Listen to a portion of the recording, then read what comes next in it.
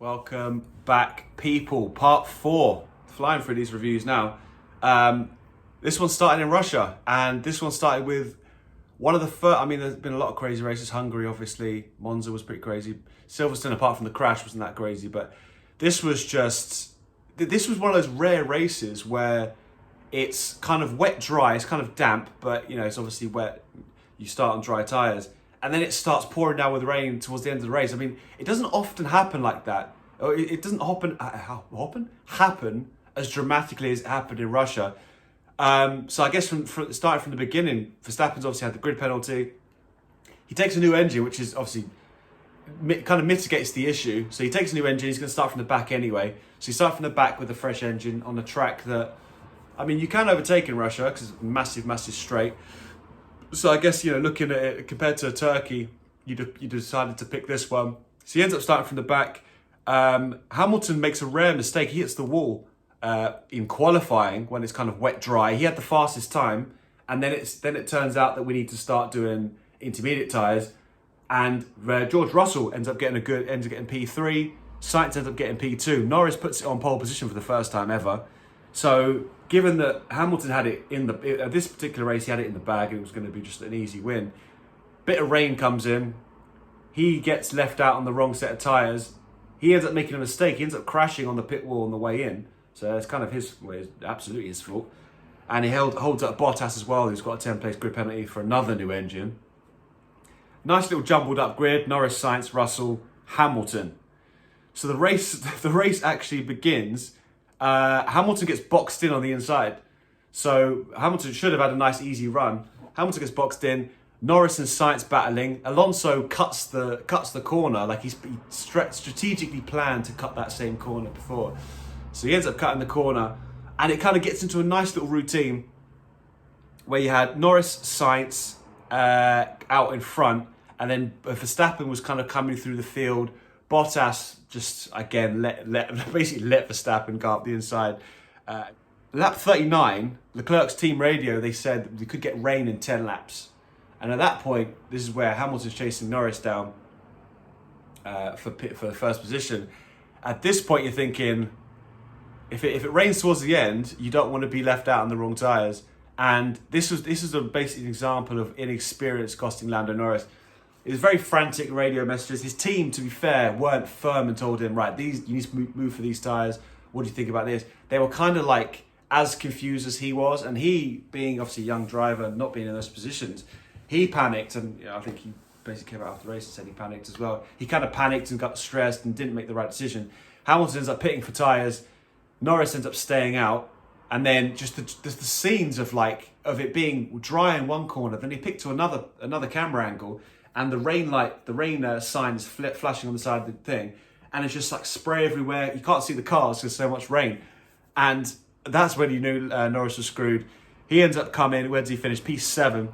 Lucky to finish P7 as well because he missed the pit entry line, so he was over the pit entry line. Then he skidded off, and then he cut the pit entry line again to come back in. Now Yuki Tsunoda, if you rewind to Austria, did this twice in the dry, so there's no excuse to do it in the dry. He was literally, when you come into the pit lane, whichever way, you need to be inside the pit line when you come in. You can't even be over it by leaving a wheel. And Tsunoda was over it by a wheel on those 2 occasions, but he got a 5-second penalty each time. So they kind of did Norris a bit nice there by not penalising him. Verstappen pitted early. He pitted about as early as you possibly can in terms of when the rain started to kind of come and everyone was kind of coming in. So he pitted early. He was basically stuck in 7th. So Verstappen's recovery drive from P20 to 7 kind of stalled out because they screwed out after the pit stops, but because he was stuck behind Alonso.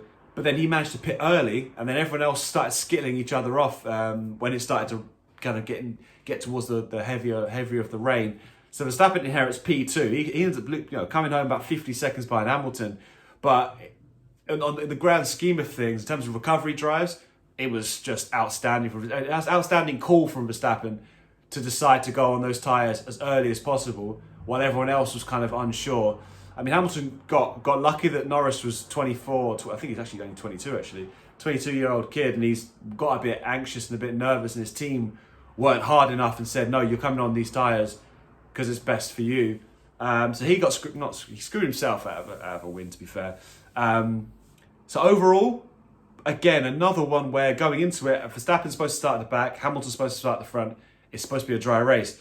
That's 2 races in a row Hamilton should have won, and he's only won one of them. And Verstappen's managed to get P2 in a race we started from the back. So this is a big one in terms of momentum, because it was kind of seen as an easy win, and Verstappen's done really, really well to get out of it without losing too much more time. Turkey was next. Now, this was when Hamilton again was dominant in qualifying, but they changed an engine. They gave him a new engine, so he's going to start only the internal combustion engine. So rather than taking all the elements and going to the back, took one element, just the combustion engine, 10 place grid penalty. So he had to start on, ideally qualify first, then only start in P11. So he ends up doing that. So Bottas ends up starting on pole position for the actual race itself, with Verstappen behind him. Now, Hamilton fights through the field, again, gets up to Perez. Perez does some really good defensive, actually, for a couple of laps, holds him off. But the problem is, because it's kind of wet, it's very much intermediate. Like the whole race, it rains kind of like light rain. But because it rained obviously before, the track is wet, so you can't go slicks. And the intermediate tyres were kind of just running. And the team, again, this time the team weren't forceful enough in telling Hamilton to pit earlier than they did, because he wouldn't have lost as many positions as he ended up doing. So they ended up pitting him too late. It cost him a few positions. He ends up having to hold off Gasly and Norris for P5 because his tyres, because when you put on new intermediates, there's a period where it's kind of got to get settled to the road, and the team, I guess, didn't factor in you'd have 2 good laps at the beginning, but then there's going to be a little period where the tyres are going to be sliding all over the place, and you're going to lose a lot of time. Gasly, if Gasly had overtaken him, that would have been absolutely crazy. But Bottas, for all the negativity with Bottas about being anonymous in races, this was one of his best ever wins, because he beat Max Verstappen on just pace alone. It was not a lot of strategy went into it. It was just outpaced him, did a better job with the better car, and he got fastest lap. He kind of held off for a very long time. Leclerc was leading the race for a bit. He had to pit for tyres towards the end. I mean, it was tough. It was toughness. Hamilton showed a lot of toughness to kind of battle through, even obviously, given that he kind of gets down on himself, a difficult situation of being in P5 in a race that you should have won without the grid penalties, obviously, but having to hold off Gasly and Norris on tyres that were kind of new but not really doing too well. I thought personally it was quite impressive. Verstappen getting another P2, just knock. I mean, this is the consistency of Verstappen. It's just another P2, keep going. Just, if you don't win, just come second. I mean, and then no one else is going to be, because the pace difference between these cars, like I mentioned before, is just so big. And Verstappen doing his job in coming second. So coming out of that race, it kind of felt, I mean, from a Mercedes and a Red Bull point of view, it felt like the momentum was changing towards Mercedes. But again, it was kind of 3 races in a row now where between Monza, Russia and Turkey, Mercedes had a faster car, but Hamilton's only won one of the races. Verstappen hasn't won any of the races, which I guess from a championship point of view was quite key. But it was looking like, well, Mercedes have a better car, but why aren't they flying away from it? Strategy and weather. Another wet qualifying and/or race. The second in consecutives, obviously we had Belgium, and then you had Russia and Turkey, and there's rain involved in all of them to kind of like mix up the field. Obviously, if it was dry, it could have been a different story. It would have been a great race, actually. This Turkey race would have been amazing in the dry, given the pace of the Mercedes car. I think you probably would have had Hamilton right up behind Verstappen and a lot more wheel-to-wheel battles, but not to be. So America was after that, and Verstappen led by 6 points going in, and given that there was 6 races left, and with the expected dominance that you were going to see in certainly Mexico, and you thought Qatar was going to be a Red Bull track, and then you also saw Brazil was another one that Red Bull track. This was a race that I thought at the time Hamilton had to win. I don't think you could, coming out of this with a loss, I think would have been too many for Hamilton to overcome. And it turns out that that was right. So Bottas takes another internal combustion engine this particular race. Mercedes weren't as good as they thought they were going to be. Bearing in mind, this is another race that Hamilton dominates. Verstappen ends up getting on pole, 2 tenths above Hamilton, and then you had Perez, Bottas, Leclerc, Sainz, Ricciardo, Norris, Gasly, Tsunoda. I mean, the grid penalty for Bottas kind of jumbled things up a little bit, so he ends up back in P9, I think, for the actual race. But Hamilton was in P2 on the good side in terms of for turn 1 for America. You want to be on the left-hand side because you've got the inside track into turn 1. Hamilton gets a flying start. He flies up through the up alongside Max and into turn 1. He ends up going through. Verstappen was quite lucky that it was Perez behind him and not Bottas. Because if Bottas was behind Verstappen going out of turn 1, Bottas would have overtaken Verstappen. But because it's his teammate, Perez kind of hung back and let him go. Race kind of petered on as it was. Verstappen got an early pit stop. Hamilton gave up track position by staying out. Bottas is chilling down there in like P8, I think it was, miles behind. Now, after the second pit stops, Hamilton had 8 laps younger tyres, and then the chase was on. Now, it got all the way to I think, lap 55. Hamilton lost time. He was gaining. And there was 2 laps, literally 2 laps, where Verstappen kept the lead as it was, kept the lead again. So those 2 laps where Hamilton should have been another second and a half closer, there was no gain. And they were the 2 key ones, even though Mick Schumacher was in the way towards the end, but he gave Max DRS down the main straight. I remember at the time, said this was Verstappen's most impressive win. In terms of pressure, I think it was, because it was obviously towards the end of the season. Hamilton's chased him down in a slightly faster car, on newer tyres anyway. And this was one where Hamilton could have left with a 1-point lead. He ends up leaving with a 13-point deficit. Now, 13 points deficit going into, on paper, Mexico and Brazil were literally, you'd have wrote them down as Red Bull wins. So this felt like it was kind of almost checkmate. It was definitely, I think it might have even said on my video when I reviewed it, that it felt like not quite checkmate. But Verstappen took a massive step. In terms of, in the eyes of everyone, I think, because I think he looked like he could handle the pressure, even though he had been handling it all year. I think this is one where he definitely took it to another level. And, the video I did of that, as I was at 2K, it's clearly one that everyone was really engaged with, the race and the video.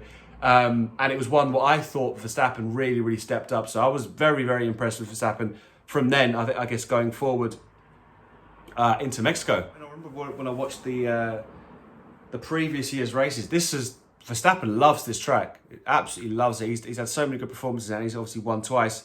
So this was expected to be like a grand slam for Red Bull.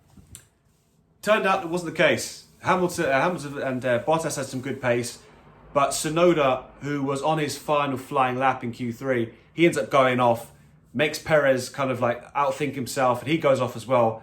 Double yellow, so obviously Verstappen had to slow down, screws up all their laps, so it ends up being Bottas, Hamilton, and the 2 Red Bulls behind him. And given how long that straight is in Mexico, you're thinking, right, you need to just block the track. So Hamilton and Bottas need to kind of make themselves big, not let the Red Bulls go past, and then see if they can, I guess, hold them off for the race. That lasted half of the straight. Bottas, again, something about these Mercedes leaving the doors open. Just like, there you go, there's a full car's width on the outside, in fact, for Verstappen to come up, down, alongside Bottas and Hamilton. So he had like 3 abreast going to turn 1. And like, I think it is overtake of the season. I mean, obviously Abu Dhabi, the championship winning one, was, in terms of context, more important. But this one, even when you look at it, he breaks like 5 or 6 meters later than Hamilton and Bottas, and just drives around the corner as if you're not 3. If you said to me, you're going to be 3 abreast going into a right-hander, and you're the furthest left car, there's no how can you get round? You have to brake so much. You just can't get round because you should be all the way on the outside, and the 2 on the inside should be able to just go and take the corner. But it was unbelievable. It's like he's racing a completely different car.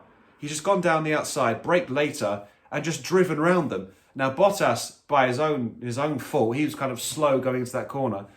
Ricciardo ends up spinning him out, or spinning him the other way, and both of them end up at the back. So that kind of screwed Bottas's race up.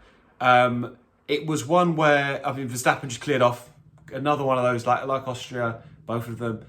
And he just, see that, off goes Max Verstappen. He's about 15 seconds down the road. Never really in danger of anything but a win. Clearly, Red Bull had a fast car. Perez was right on Hamilton, basically for the whole race then. And in terms of importance, I mean, not that it didn't end up mattering in the end, but this was one, if there was any kind of consolation, this was one of Hamilton's gutsiest drives, holding off Perez in a faster car, in a championship where it was looking like if you didn't come second at that point, it's absolutely over, because he ends up losing more ground to Verstappen in the championship. He ends up being 19 points behind with 4 races to go, and now you need snookers here. You need to win all the last 4 races and hope Max doesn't come. At this point it was looking dire. So Hamilton holding off Perez was impressive. Unbelievable atmosphere. This was up there with Silverstone and Zandvoort. Well, not quite as high as those two, but it was up there because it was almost like Perez won the race. Like Perez came third, Verstappen didn't end up winning. And the way the podium section was with the stadium, and he had Perez had his dad there. Like the atmosphere was sick. I actually really enjoyed watching it. It looked really cool. The celebration was big, and it kind of felt like this was about to be over, because you're thinking Hamilton's probably going to take another engine, so he's going to have to take a penalty in one of these last 4 races. You're going into Brazil, where Max loves that track. He was very good last time, and at this point, it was looking like, it's absolutely game, set, and match. Turns out, obviously, Hamilton got P2 in that one. Gasly got a good 4th. And then all the other positions as they are, like I always mentioned at the beginning of the year, like the guys behind, obviously the top 2 are always gone. But those guys like Gasly, Leclerc, Sainz, they're always in there. Raikkonen in P8 is an odd one, and sorry, Vettel in P7. This is kind of like a rare one, mainly because Daniel Ricciardo and Bottas were right at the back. I mean, Bottas ended up pitting for a fastest lap towards the end. But this was one, I think, certainly the Red Bull, the Ferrari, McLaren, I haven't talked about anyone else apart from the top 2, but Ferrari, McLaren, this kind of like competition really died out after this particular race, because Ferrari just kept getting good points. And then obviously Ricciardo didn't get anything and Norris got 1 point there. So huge swings in that little race. And the consistency of, Verstappen particularly was starting to kind of really show, and obviously coming out of the thing with 19-point lead. Mercedes led by 1, heading into Brazil where there's going to be another sprint. It was looking it was looking definitely like Max was going to win the championship at this point, like without a doubt, barring anything crazy. Now, in the final part of my review, which I'm gonna get out as soon as possible, plenty of crazy happened, and Abu Dhabi, after I've literally just watched it, just finished it now. Some more interesting bits. I've watched it 3 times now. Since, obviously live at the time, once for the first review, and now for this review. And I found some more interesting stuff. So we will see. And obviously they've just announced, as of like today, that the review into that debacle is going to be completed by the start of February. So a couple of weeks before testing, they're going to announce whatever they've found, and that may or may not influence whether Hamilton comes back. And he's going to be in there. But I think what Mercedes are trying to do is say, right, we need to make sure what happened won't happen again, and it's kind of more transparent. It can't just be like, we'll be back, don't worry about Abu Dhabi. It does need to get to, I think everyone needs to see that. So yeah, they're going to announce that in a couple of weeks. So watch this space.